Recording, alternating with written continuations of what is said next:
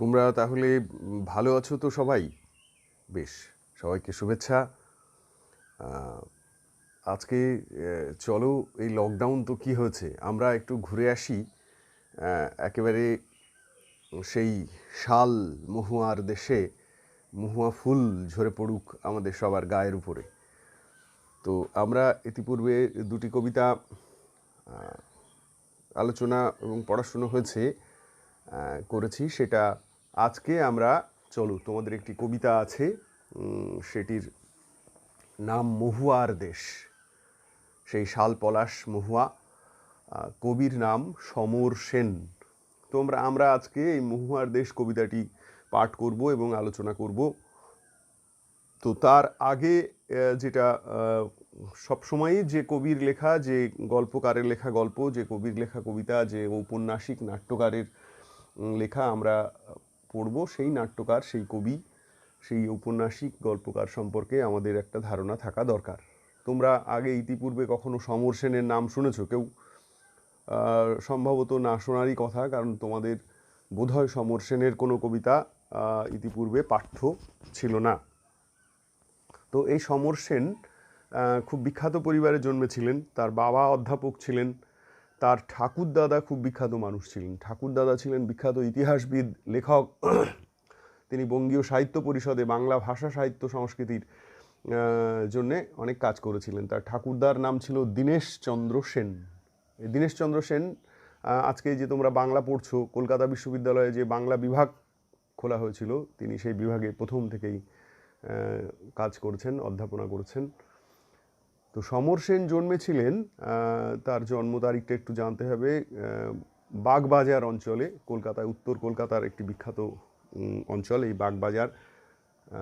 এখানে জন্মেছিলেন আর একজন বিখ্যাত ব্যক্তি, তার নাম বলি, তার নাম গিরিশচন্দ্র ঘোষ। তিনি বিখ্যাত নাট্যকার।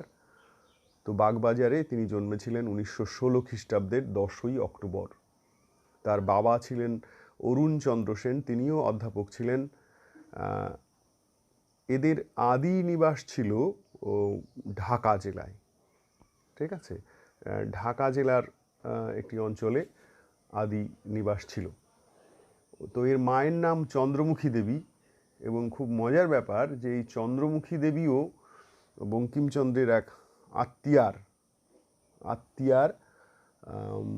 দৌহিত্রী। দৌহিত্রী মানে দুহিতার কন্যা, দৌহিত্রী, আর দুহিতার পুত্র দৌহিত্র। তো নাতনি ছিলেন। তো অর্থাৎ বুঝতেই পারছো, পিতামাতার দিক থেকে তিনি অসম্ভব একটি সংস্কৃতি, শিক্ষা সংস্কৃতিতে অভিজাত একটি পরিবারে তিনি জন্মেছিলেন। তো বাগবাজার অঞ্চলে কাশেম বাজার পলিটেকনিক স্কুল আছে, সেখানে তিনি পড়াশুনো করেন মাধ্যমিক পর্যন্ত। পরবর্তীকালে তিনি ইংরেজি ভাষা সাহিত্যে স্কটিশ চার্চ কলেজ থেকে ইংরেজিতে অনার্স নিয়ে পড়াশুনো করেন, এবং তিনি ফার্স্ট হন, প্রথম শ্রেণীতে প্রথম, একেবারে ফার্স্ট অনার্সে। মানে অসাধারণ মেধা, বুঝতে পারছো? অর্থাৎ কিনা কাব্য কবিতা সংস্কৃতিতে তোমাকে সুনাম করতে গেলে মেধাবী অবশ্যই হতে হবে, পড়াশুনোটা করতেই হবে। পরবর্তীকালে এমএতে কলকাতা বিশ্ববিদ্যালয় থেকে তিনি প্রথম শ্রেণীতেই উত্তীর্ণ হয়েছিলেন। তাহলে এই তার ধরো মোটামুটি পড়াশুনোর পার্ট, এবং সব ক্ষেত্রেই এমএতেও তিনি ফার্স্ট হয়েছিলেন। তো এরপরে যেটা হয়, স্বাভাবিক কারণেই এত ভালো ছাত্র, তিনি অধ্যাপনার কাজে নিজেকে নিয়োজিত করেন কর্মজীবনে। কাঁথিতে একটি কলেজ ছিল, সেই কলেজের তিনি প্রথমে অধ্যাপনা শুরু করেন। এরপরে দিল্লিতে রামযশ কলেজ আছে, তো দিল্লির রামযশ কলেজে কিছুকাল অধ্যাপনা করেছিলেন। তারপরে তার, আসলে দেখো, মেধাবী মানুষদের ভীষণ, তাদের এক রকমের ক্ষুদ্র কাজে জীবন কাটিয়ে দেওয়া। এই আমরা সামান্য সব মানুষ, একটা কাজ পেলে সেইখানে মাথা গুঁজে পড়ে থেকে জীবন কাটিয়ে দিই না, জীবনের বিভিন্নতা আছে। তারপর তিনি অল ইন্ডিয়া রেডিওতে চাকরি করেন, সেখানে সাংবাদিক হয়ে যান। পরবর্তীকালে 1949 সালে তিনি স্টেটসম্যান, ইংরেজি যে কাগজ, সেই স্টেটসম্যানের সম্পাদক হিসেবে কাজ করেন স্টেটসম্যান কাগজে। এরপরে দেখো আর তার মন দেশে থাকতে চাইছে না, তো তিনি চলে যান রাশিয়ার মস্কোতে। রাশিয়ার যে ক্যাপিটাল শহর সিটি মস্কো, সেখানে কাজ করেন অনুবাদকের কাজ নিয়ে, বিভিন্ন ভাষা থেকে আর এক ভাষায়, বিশেষত বাংলা থেকে ইংরেজি, ইংরেজি থেকে রুশ, এরকম অনুবাদকের কাজ নিয়ে চলে যান। এরপরে তিনি আবার দেশে ফিরে এসে হিন্দুস্তান স্ট্যান্ডার্ড যুগ্ম সম্পাদক হিসেবে কাজ করেন। তো এভাবে বিভিন্ন পরবর্তীকালে জীবনের মানে পরিণত বয়সে তিনি নিজেও একটি পত্রিকা, ইংরেজি পত্রিকা ফ্রন্টিয়ার প্রকাশ করেন। তো এই হচ্ছে তার কর্মজীবন। এবার কিন্তু কবিতা লেখা চলেছে। কবিতা লেখার ক্ষেত্রে যেটা হয়েছে যে তিনি দীর্ঘদিন কবিতা চর্চা করেননি। মাত্র, তোমরা জানলে অবাক হবে, মাত্র 30 বছর বয়স পর্যন্ত তিনি কবিতা লিখেছেন। তিনি 1916 সালে জন্মেছেন, 1946 সাল পর্যন্ত কাব্য কবিতা রচনা করেছেন। তার মধ্যেই তার কাব্যের যে বিশেষত্ব সেটা হচ্ছে যে তার মধ্যে একটা রোমান্টিকতা ছিল, কিন্তু বাস্তব জীবনের এই রোমান্টিকতা সবসময় আমাদের যে রূঢ় বাস্তবতা, সেই রূঢ় বাস্তব সব চিত্র তার কবিতার মধ্যে উঠে এসেছে। এবং তার যে বিখ্যাত কাব্যগ্রন্থগুলো রয়েছে সেগুলি কয়েকটা আমি বলছি। কয়েকটি কবিতা, এটি প্রকাশিত হয়েছিল 1937 খ্রিস্টাব্দে। আর একটা কথা তোমাদের যেটা বলি, কবিতা নিয়ে চর্চা বা কবিতায় মন বসাতে গেলে এই বয়সেই তোমাকে কবিতা পড়তে হবে এবং কবিতার ভেতরে নিজেকে আত্মনিয়োগ করতে হবে, তাহলে কবিতার থেকে আমি রস আস্বাদন করতে পারবো। তো বলছিলাম যেটা কয়েকটি কবিতা। তারপরে আরেকটি কাব্যগ্রন্থ রয়েছে গ্রহণ ও অন্যান্য কবিতা। নানা কথা বলে একটি কাব্যগ্রন্থ তার রয়েছে। খোলা চিঠি একটি কবিতা সংকলন গ্রন্থ রয়েছে। এরকম কয়েকটি কাব্যগ্রন্থ তিনি লিখেছিলেন, কিন্তু তার মধ্যে তার বিখ্যাত কয়েকটি কবিতা রয়েছে। কাস্তে, হাতুড়ি, অর্থাৎ শ্রমজীবী মানুষ যারা এই সমস্ত শ্রম দিয়ে চলে, তাদের জীবনকে কবিতায় বিভিন্ন সময় উঠে এসেছে। তারই পাশাপাশি বয়ে চলেছে একটা রোমান্টিক ভাবনার স্বাদ তার কাব্যের মধ্যে আমরা পেয়ে থাকি। এই সমর সেন সম্পর্কে একটা ছোট্ট আলোচনা তোমাদের জানানো হলো।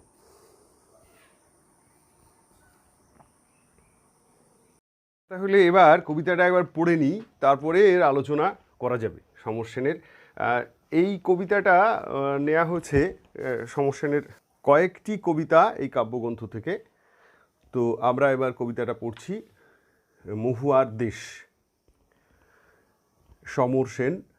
মাঝে মাঝে সন্ধ্যার জলস্রোতে অলস সূর্য এঁকে দেয় গলিত সোনার মতো উজ্জ্বল আলোর স্তম্ভ।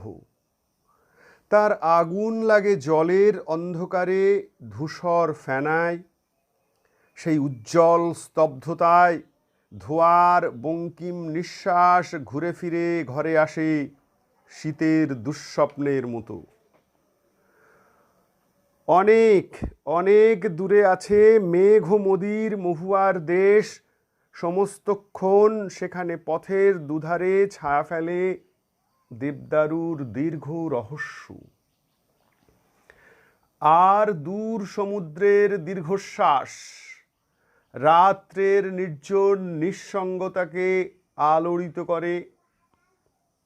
আমার ক্লান্তির উপরে ঝরুক মহুয়া ফুল, নামুক মহুয়ার গন্ধ। এখানে অসহ্য নিবিড় অন্ধকারে মাঝে মাঝে শুনি মহুয়া বনের ধারে কয়লার খনির গভীর বিশাল শব্দ।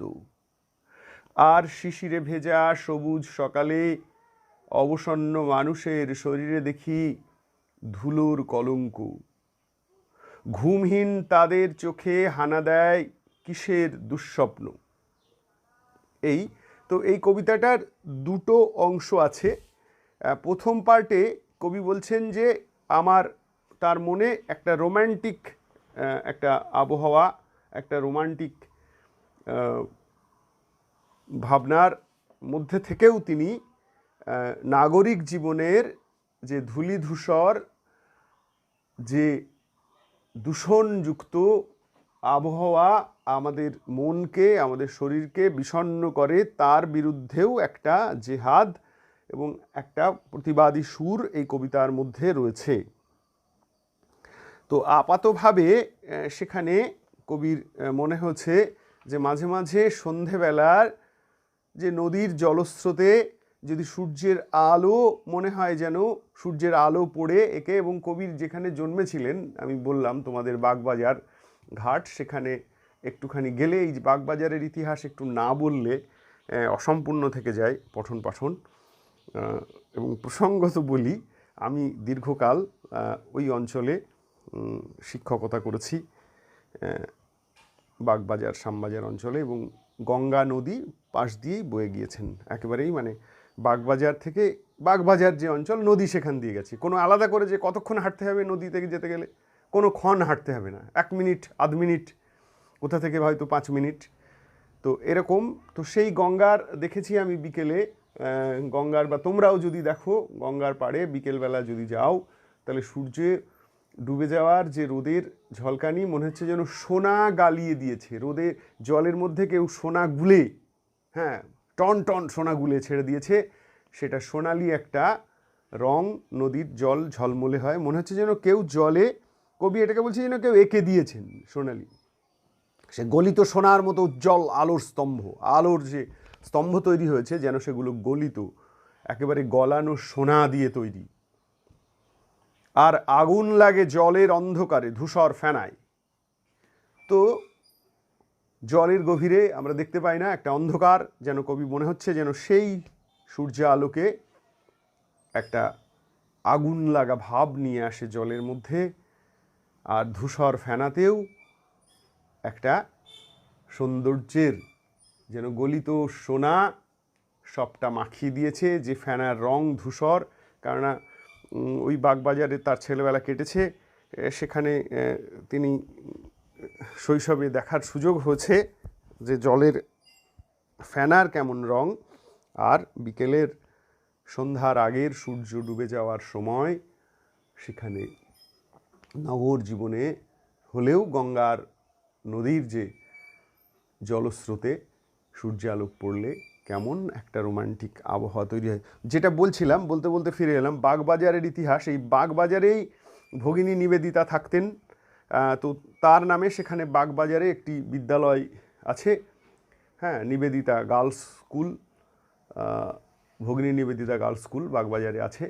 বাগবাজারে বিখ্যাত লেখক, আমি আগেই বলেছি, গিরিশচন্দ্র ঘোষ জন্মেছেন বাগবাজারে।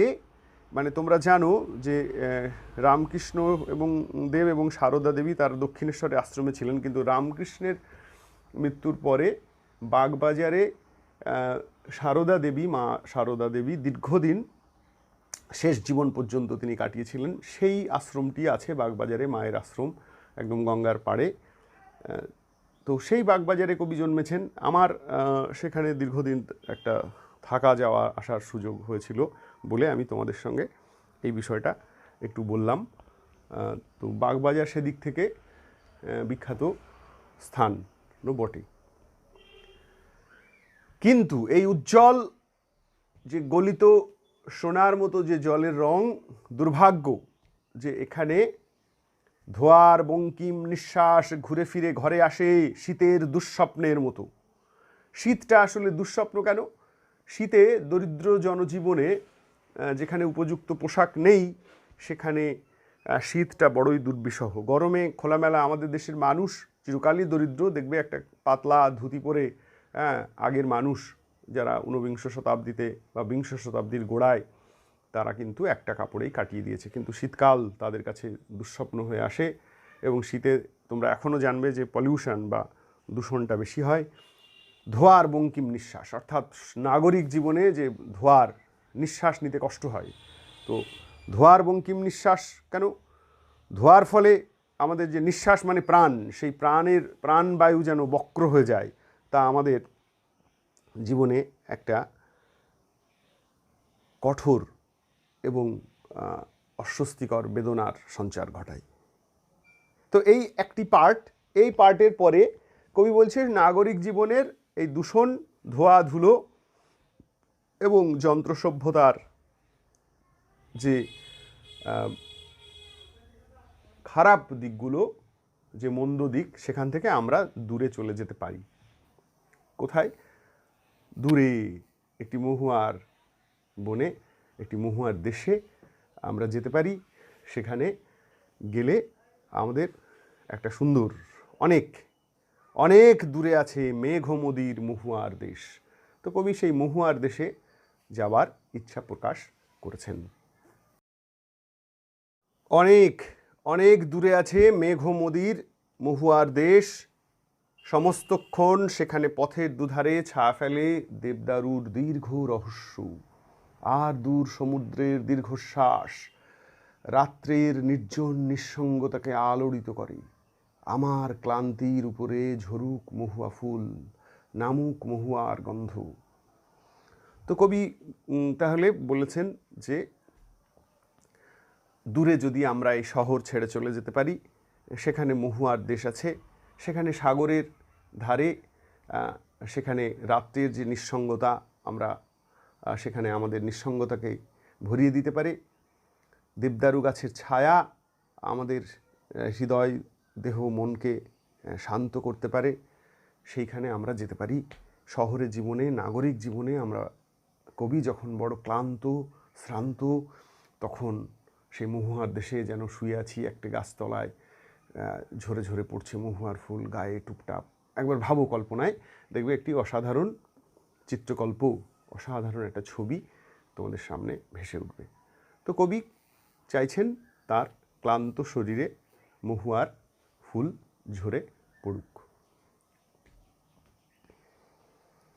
কিন্তু এখানে অসহ্য নিবিড় অন্ধকারে মাঝে মাঝে শুনি মহুয়া বনের ধারে কয়লার খনির গভীর বিশাল শব্দ, আর শিশির ভেজা সবুজ সকালে অবসন্ন মানুষের শরীরে দেখি ধুলোর কলঙ্ক। ঘুমহীন তাদের চোখে হানা দেয় কিসের ক্লান্ত দুঃস্বপ্ন। তাহলে দেখো, একটা দূষণ থেকে, নাগরিক জীবনের একটা দুঃসহ যান্ত্রিক বেদনা থেকে, একটা ধোয়া ধুলোর দুরবস্থা থেকে কবি মুক্তি পেতে চেয়েছিলেন। মহুয়ার দেশে মহুয়া ফুলের গন্ধ যেন তার ক্লান্ত শরীর মনকে শান্ত করে দেবে, ধুয়ে দেবে। কিন্তু একটি শিশির ভেজে সকাল যেন স্নিগ্ধতায় ধুয়ে দেবে কবির হৃদয় মনকে। কিন্তু না, কোথাও এই নাগরিক জীবনের দুঃস্বপ্ন এবং কালো ধোঁয়ার নিঃশ্বাস, দূষণের যে দুরন্ত কালো থাবা, তা থেকে মুক্তি নেই। সেই মহুয়ার দেশের নিবিড় অন্ধকারেও দেখা যায় কয়লার খনির গভীর বিশাল গর্তের মধ্যে ভয়ঙ্কর শব্দ। সেখান থেকে আসছে রাতভোর একটা খুব তীব্র শব্দে। দেখা যায় প্রকৃতির যে নিস্তব্ধতা, গাছপালা ঘেরা অরণ্য প্রান্তরের যে এক ধরনের স্তব্ধ সৌন্দর্য, সেইটা ভগ্ন হচ্ছে। অর্থাৎ প্রকৃতি কোথাও রক্ষা পাচ্ছে না। প্রকৃতিকে আমরা খণ্ড খণ্ড করে চিরে মানুষের শুধুমাত্র লোভের কারণে আমরা তাকে ভেঙে ফেলছি। আর শিশির ভেজা সুন্দর একটি সকাল, স্নিগ্ধ, স্তব্ধ, একেবারে পরিশুদ্ধ না, সে পরিশুদ্ধ সকালেও আমরা দেখতে পাচ্ছি একদল অবসন্ন ক্লান্ত মানুষ, সারা গায়ে ধুলো ময়লা কয়লার কুচির কালি মেখে তারা ফিরে আসছে।